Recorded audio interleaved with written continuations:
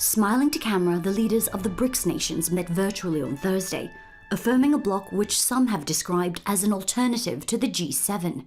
Representing China, Brazil, South Africa, India and Russia, the nations account for more than 40% of the world's population and nearly a quarter of global GDP.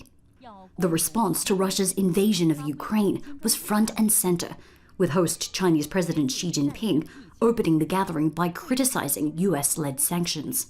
We urge the world to reject the Cold War mentality and block confrontation, oppose unilateral sanctions and abuse of sanctions, and reject the small circles built around hegemonism. At a Brics business forum, he accused NATO of antagonizing Russia and said sanctions had turned the global economy into a weapon. The comments were echoed by Vladimir Putin, who made his first major diplomatic appearance since Russia's invasion of Ukraine. Only based on honest and mutually beneficial cooperation can we find solution to the crisis situation in world economy because of the ill-conceived, egotistical actions of particular countries. Putin said Russia had recently increased trade with Brics partners, none of whom have supported sanctions against Moscow. China and India are key importers of Russian energy.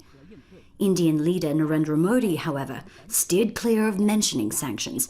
As a US ally, New Delhi is refusing to pick a side. We do not believe that fora such as the Brics should become platforms for these kind of geopolitical contestations.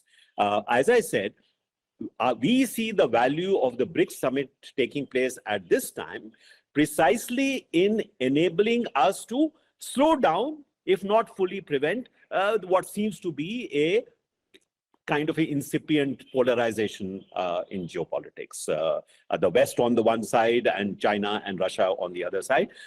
In a joint declaration, the leaders called for more dialogue between Russia and Ukraine and pledged to deepen cooperation in fighting COVID-19, counterterrorism, and economic recovery. China has proposed a free trade bloc among the 5 countries, and the group is discussing whether to admit new members. Katrina Yu, Al Jazeera, Beijing.